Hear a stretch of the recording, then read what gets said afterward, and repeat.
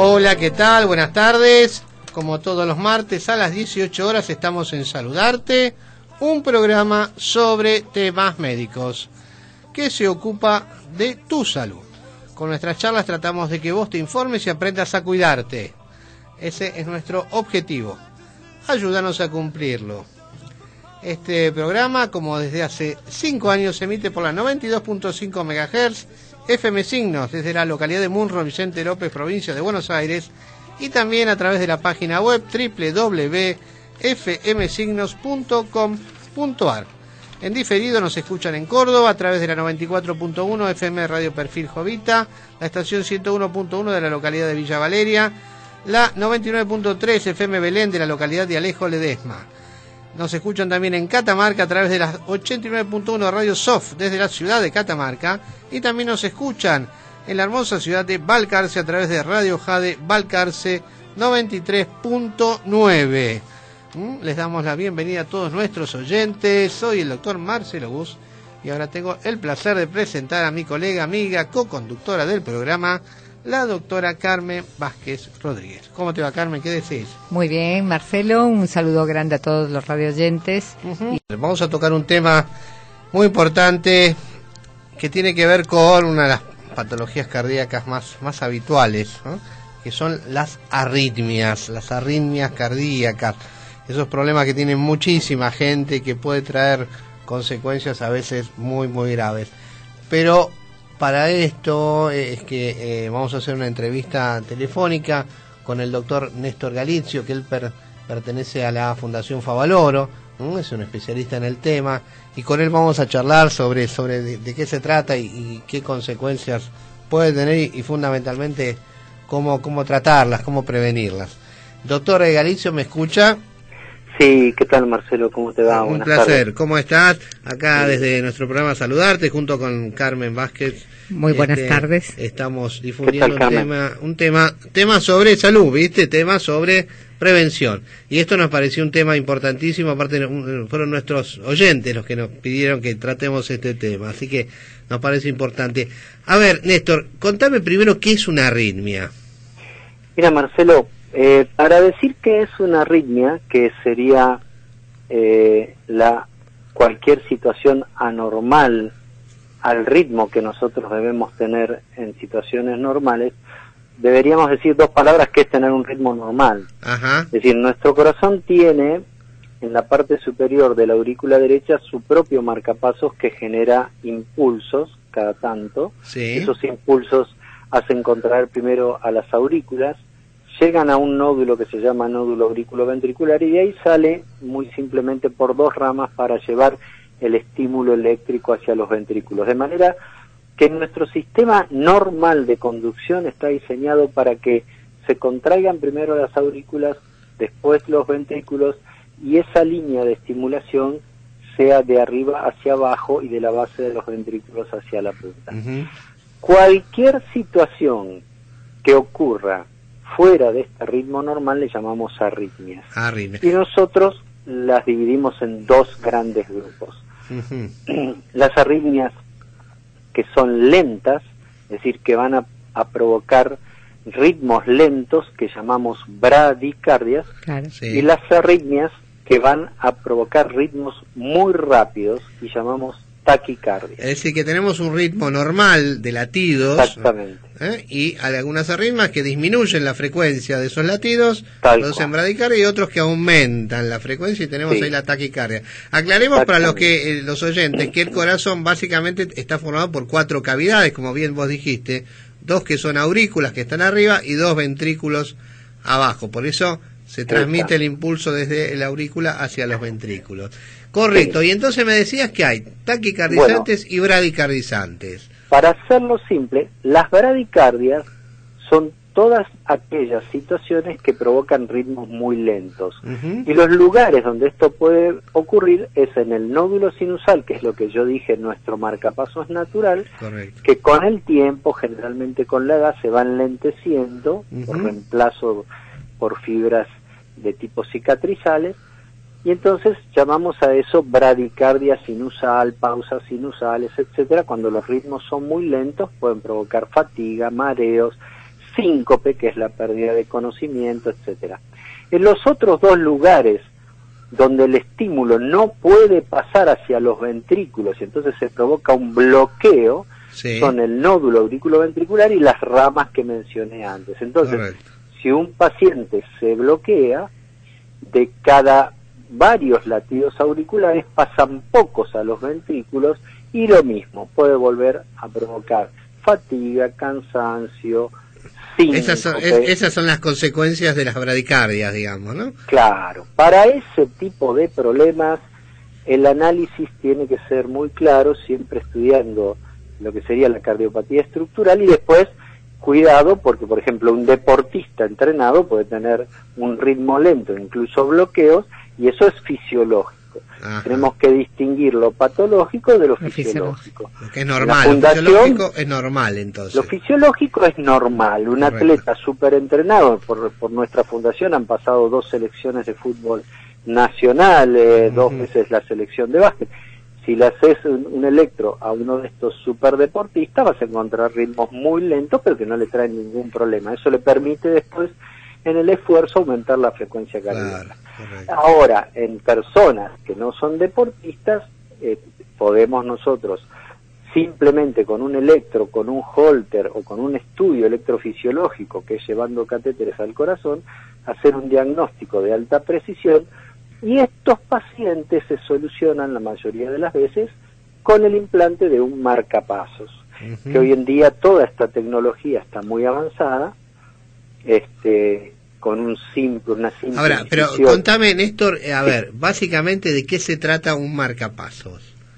Un marcapasos reúne realmente una tecnología fantástica, que es, imagínate, Marcelo, que el primer marcapasos se hizo en el año 1958, la batería pesaba 74 kilos, y estamos, 74 gramos, y estamos a punto, cuando llegue a la Argentina, de implantar marcapasos que se van a ir directamente dentro del corazón, que van a pesar 2 gramos. Claro, un marcapasos cuenta con un generador. En ese generador, que cada vez son más pequeños, hay una batería de iodo-litio y toda una circuitería sumamente inteligente que permite no solamente dar el estímulo que necesita el corazón, sino que toda esta circuitería permite además almacenar información, darnos diagnóstico, almacenar arritmias, etcétera. Pero la función fundamental del marcapasos, a ese generador se le pone un cable que llega hasta el ventrículo derecho y si es necesario la aurícula derecha, en un procedimiento que es realmente breve. Se usa solo la vena subclavia para llegar a la aurícula y ventrículo derecho, pero ahora, incluso cuando te hablé de esto de 2 gramos, la nanotecnología ha permitido reducir esto a 2 gramos, y en un futuro muy próximo, en determinados pacientes elegidos, lo vamos a poder llevar por un catéter porque no miden más de 5 a 8 milímetros, un diámetro de 6 milímetros y un peso de 2 gramos, y lo vamos a poder dejar directamente dentro del corazón. Qué maravilla, una maravilla, la verdad que es una maravilla. Sí, una maravilla. Y a ver, y eso va a tener una duración de varios años. Lo podemos dejar ahí. Los marcapasos hoy en día están durando entre 8 y 13 años según el gasto de energía que tengan. Para eso nosotros, por ejemplo, programamos cerca de 4.000 pacientes por año en la fundación, donde ajustamos exactamente la cantidad de energía que necesita este paciente en particular. ¿Según la actividad de cada uno? No es según la actividad, es según la cantidad de energía que necesita el músculo para ser estimulado. Y esto es muy individualizado. Pero además, Carmen, no está cerrada, porque hay marcapasos que tienen lo que se llama respuesta en frecuencia. Es decir, si caminamos o corremos, se aceleran. Si descansamos, disminuyen la frecuencia. Claro, eso es importantísimo. Entonces, el rendimiento de cada paciente debe ser optimizado y nosotros lo hacemos permanentemente, eso para que tenga mayor optimización. A ver, cuando vos quieras te paso al terreno de las taquiardias. Exactamente, yo te preguntaba, ahora, pasamos al terreno de las taquicardias, las arritmias taquicardizantes. Contame en este caso qué pasa. Claro, en las taquicardias, que la Fundación tiene gran experiencia, porque comenzamos hace 25 años, tenemos más de 12.000 estudios realizados. Hay dos grupos, las que corresponden, por decir de manera general, a las aurículas, otra vez, y las que corresponden a los ventrículos. Hay una serie de circuitos que pueden estar con nosotros desde el nacimiento y que hacen que se provoquen arritmias que van desde las aurículas a los ventrículos. Voy a dar unos nombres porque la gente los conoce: el Wolff-Parkinson-White, la taquicardia reentrante nodal, el aleteo, la fibrilación auricular, que está haciendo cada vez más daño en la sociedad, porque lleva al accidente cerebrovascular, a la insuficiencia cardíaca. Todas estas arritmias supraventriculares la podemos curar en un alto porcentaje llevando catéteres al corazón.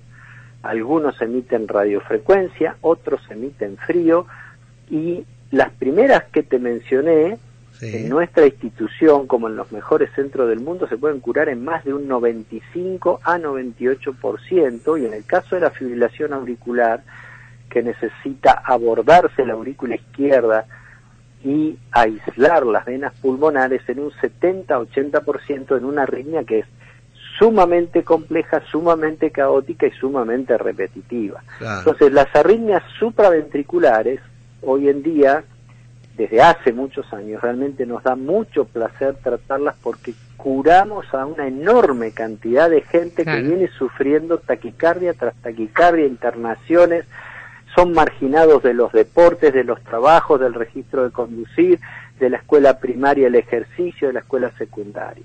¿Esos son catéteres que van conectados a un desfibrilador, por ejemplo? No. Ahora vamos a pasar a las otras. Estos catéteres se introducen por las venas femorales que tenemos en la... buscamos el circuito, buscamos el punto vulnerable, están conectados o a un equipo que emite radiofrecuencia o a un equipo que emite frío. Y la función es interrumpir el circuito. Ahora, cuando pasamos a las arritmias ventriculares, otra vez tenemos dos grupos.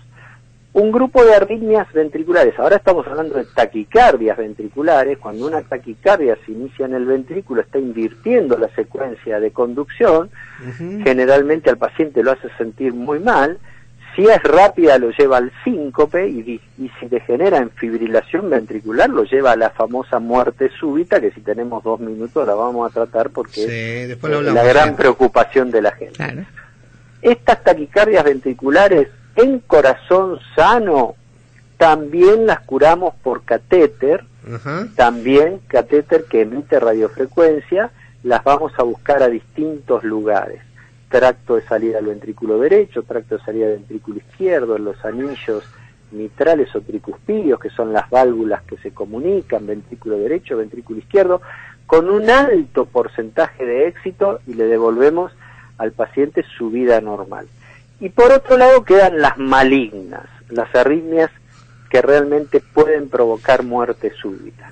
Son pacientes que generalmente han sufrido un daño estructural, un infarto de miocardio es la causa más frecuente, o una miocardiopatía idiopática, hipertrófica, etcétera.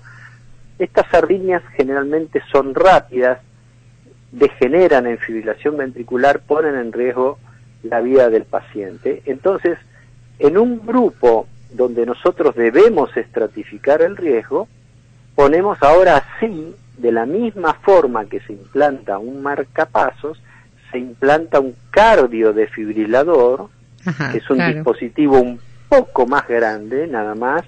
También la tecnología los ha ido reduciendo de una manera espectacular. Y este dispositivo es tan inteligente, Marcelo y Carmen, que ve todos los latidos de nuestro corazón durante las 24 horas del día. Mientras los latidos los interpreta como normales, se queda silencioso y no hace absolutamente nada. Si se desencadena una taquicardia regular, nosotros hacemos una programación muy específica para que libere una serie de estímulos y tratar de interrumpirla sin ningún choque. Si en cambio se desencadena una fibrilación ventricular, el aparato la detecta y emite un choque. El primero le damos de baja energía y los que siguen de más energía, pero al paciente le quita, entre comillas, la muerte en segundos antes de que pueda perder siquiera la conciencia. Impresionante. Entonces, claro, nuestra tarea es identificar ese grupo de pacientes de alto riesgo que se van a beneficiar, ya sea profilácticamente cuando nunca la tuvieron o cuando ya la sufrieron, de un desfibrilador para salvarles la vida. Eso es en las taquicardias ventriculares, entonces. Taquicardias ventriculares en corazones enfermos. Que ya han sufrido, sí. Claro, ahora ya tienen una cardiopatía. Néstor, ¿nosotros sabemos más o menos el origen de todas las arritmias? Conocemos cada vez más, Marcelo, el origen de las arritmias, y a medida que pasa el tiempo, cada tanto aparece una nueva entidad. Pero, por ejemplo, en el caso de la muerte súbita, sí, que a veces me toca hablar de muerte súbita en niños, jóvenes, deportistas, ¿por qué nos impacta tanto la muerte súbita de un joven o de un deportista que se cae en una cancha de fútbol? Y que entonces alguien nos pregunta, pero al final hacer deporte no sirve para nada. No, claro, el corazón del deportista siempre va a ser, siempre es más sano para cualquiera de nosotros hacer actividad física. Claro. Lo que no es bueno es hacer cualquier tipo de actividad física sin un control previo. Claro. Porque hay una serie, la mayoría de los jóvenes y deportistas que mueren súbitamente, el 80% tenía una cardiopatía, ya sea estructural, que la podríamos haber detectado con un ecocardiograma, una resonancia magnética, etcétera, o no estructural, y que tiene que ver con lo que se llaman canales iónicos, como el síndrome de Brugada, el síndrome de Cutelargo. Ahora bien, ¿qué debemos hacer nosotros si queremos cambiar esa historia de muerte inesperada y dramática de la gente joven? Debemos exigir que desde el jardín de infantes, cuando un chico va a hacer una actividad física, tenga por lo menos un electrocardiograma, un examen físico completo, si podemos hacer un ecocardiograma también. Y cuando son más grandes, agregar, si se puede, una prueba ergométrica. Claro. Eso en escuela primaria, en escuela secundaria, en universidades, en todos los gimnasios. Como hacen desde hace mucho tiempo, ahora lo ha incorporado desde hace mucho tiempo la AFA y las distintas asociaciones. Ustedes conocen muy bien muchos famosos que han muerto súbitamente cuando se podría haber diagnosticado una arritmia. Obvio. Entonces, ¿cuál es nuestra obligación?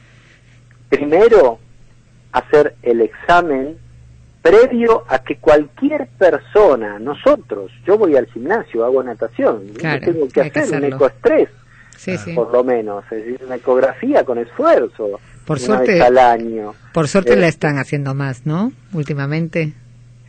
Claro, porque todo el mundo, en el mundo se ha ido tomando conciencia desde un fenómeno que ocurrió en Italia, que nosotros tuvimos la ocasión de juntarnos con ellos en un gran simposio en Fundación Favaloro hace como 10 años. En Italia, en la zona del Véneto, hay una displasia ritmogénica del ventrículo derecho que provoca muerte súbita.